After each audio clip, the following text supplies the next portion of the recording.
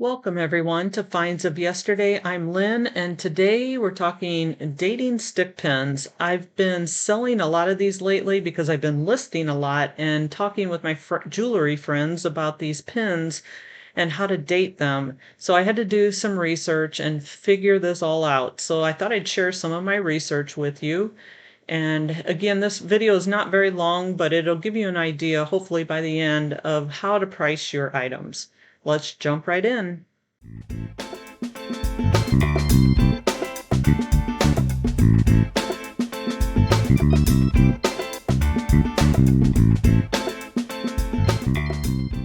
So here's a little snapshot of the different eras of stick pins. We're going to start with Victorian and go to the 50s and 60s. Victorian era, a lot of times the pins were longer. They're 2.5 inch to 3 inch. And then you jump over to mid-century, they get shorter. They're 2 inch to 2.25 inch. They did start getting a little bit smaller back in the Art Deco time frame. So slowly over time, the pins got shorter. So if you find one with a longer pin, it could be earlier. You also want to look to see if it's thicker and sturdier. The pin shafts were thick back then because they were meant for cravats, which are these ties that they wore back then. They're thick and heavy fabrics that they had to get these pins through. So the pins obviously are sturdier. As you get into the 50s and 60s, the pins are thinner, lighter weight, more mass-produced. And back in the Victorian time, you might see bent pins because they had to force them through heavy fabrics. So a lot of times they're not going to be perfect, but that's okay. There's collectors out there. They still like them. I think the majority of it is for what's on the top. And then you move over to the Edwardian period. They're slightly more refined than Victorian, which is a little bit softer and more personal. Edwardian's more straightforward. They're more refined. They're still longer pins, but a little bit slimmer pins than the Victorian time frame, but it's kind of hard to see that difference when you're out looking. They have more elegant, delicate heads, and obviously the Victorian and Edwardian ones are going to have more of a patina or wear to them. They're going to have spots on the pin that have been worn from forcing them through fabrics and from sitting in fabrics. A lot of times that'll wear down the metal. So you're going to see more patina on them, as well as the Art Deco ones. Now, into this time frame, they're more sleek, straight shafts. They have clean geometric styling, so they're more symmetrical in design. And then in the 50s and 60s, by then they're mass-produced, and they're lighter weight, but they're very uniform. There's no hand finishing on these. You flip it over and you can see a little bit more detail in determining the age.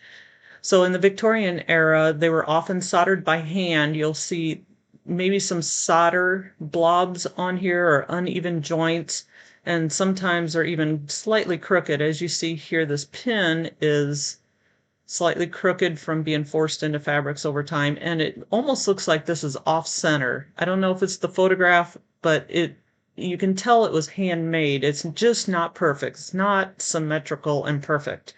So that's going to be in the earlier time frames. Edwardian falls in that time frame too, but they're a little bit cleaner. They're still hand assembled, but they have a little bit finer craftsmanship.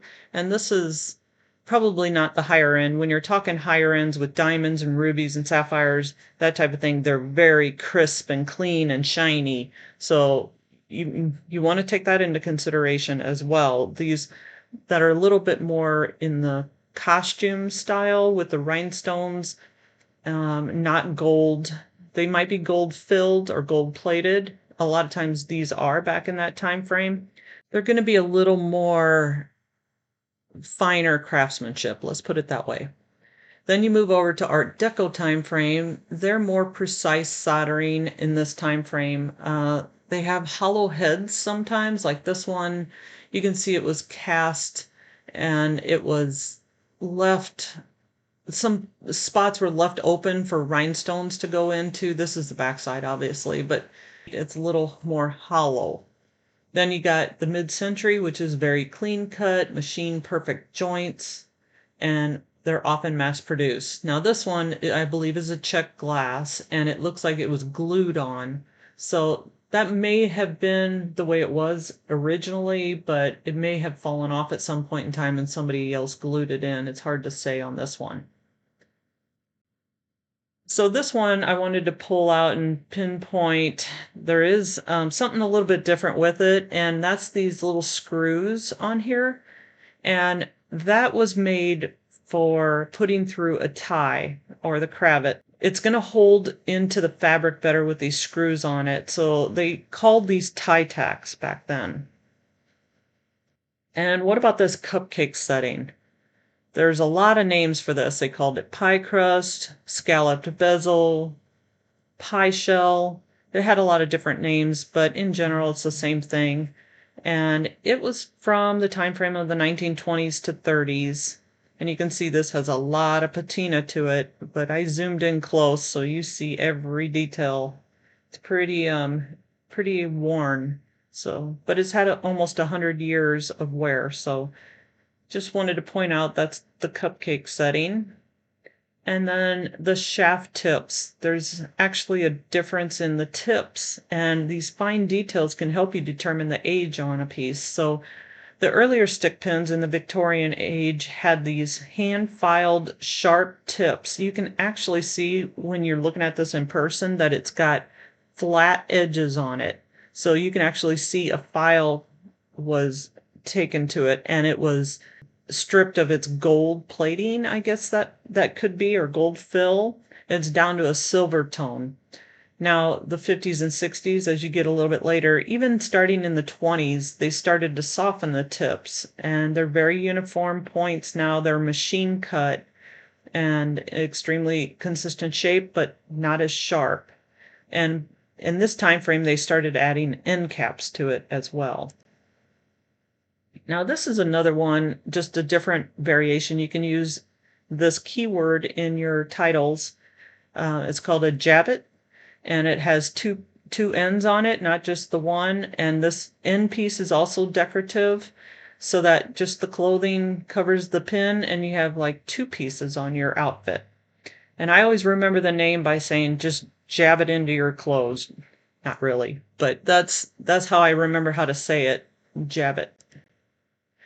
And a lot of these pieces have end caps in the newer time frames, but don't date a pin by its end caps because they get intermixed so much.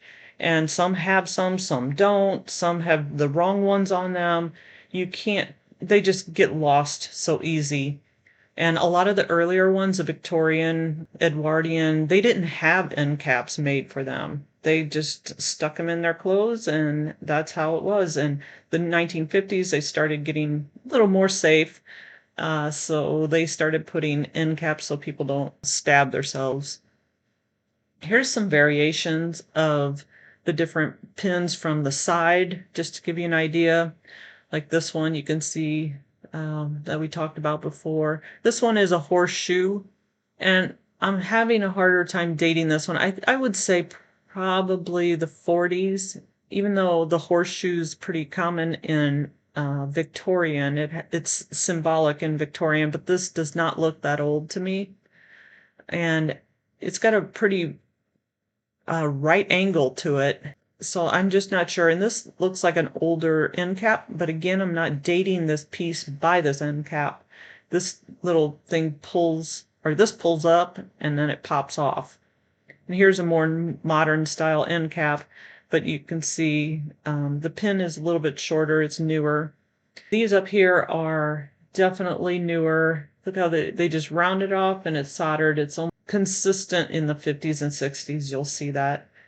And here's some other ones. This one looks newer. This is probably the 50s and 60s one. And this one looks like it could possibly be hand soldered. So maybe it's from the 30s, 40s. And just a quick snapshot on the different styles of the heads. So you might see in the Victorian time frame, snakes or crescent moons and seed pearls they used a lot.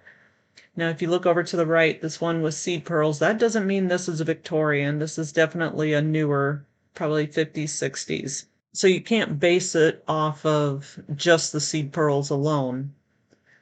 Then in the Edwardian period, they used more lace-like and platinum, which again, in the higher end pieces, you're going to see a lot more of the slick, clean line, shiny silver tone, which would be platinum possibly, and diamonds and rubies. But the more inexpensive ones, they use rhinestones, etc. You'll see that in Edwardian, and then in Art Nouveau time frame, you'll see a lot of women's faces with flowing hair and nature like insects and leaves and branches and soft flowing lines. That's Art Nouveau. Then it's opposite in Art Deco, which is hard geometry, like symmetrical designs, very architectural looking. They used a lot of black and white in that time frame.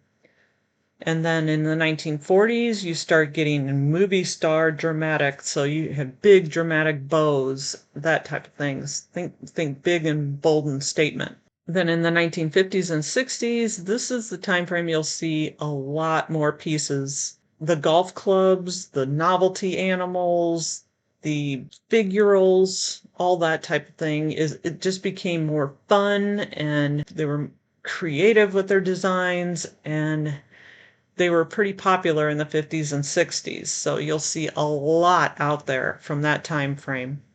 So that's pretty much it, except one more thing I wanted to talk about is the pricing. So the pricing on this one I sold for $25, and again, it's 50s, 60s, but it has this nice, it might be amethyst, I don't remember. It might just be rhinestone, but it's pretty. It's got seed pearls. It's almost Victorian looking, but it's not. It's more like Victorian revival. This one right here is an actual antique piece, and that is a ruby, and it sold for $75, and it is gold filled. This next one is a scarab, and it's from the 50s, 60s, maybe even the 70s, probably not, but it's Egyptian revival, very clean. You see the gold on it is pretty shiny, bright, and it sold for $22. And this one over here, this is a typical, these two right here both are pretty typical, I call them antique stick pins, and they all sell in about the $40 price range. I list them at $49.99, and they sell in the $40 range. And this one right here is not mine, but this is the general price range from $22 to $75. That's pretty wide range, I know, but the older ones sell for $50 to $75 depending, and the 50s, 60s tend to sell for, I would say, $15 to $20, but there's a lot out there that sell for $5. So many of the stick pins I get in a lot probably don't have a whole lot of value. I lot them up and I put maybe 5 to 7 pins in a lot, and they sell for about $5 each. So, it helps bring up your price point instead of selling $5 items individually. So that's all I have. I hope this helped. And if you have any questions, leave them in the comments, and don't forget to like and subscribe. See you on the next one.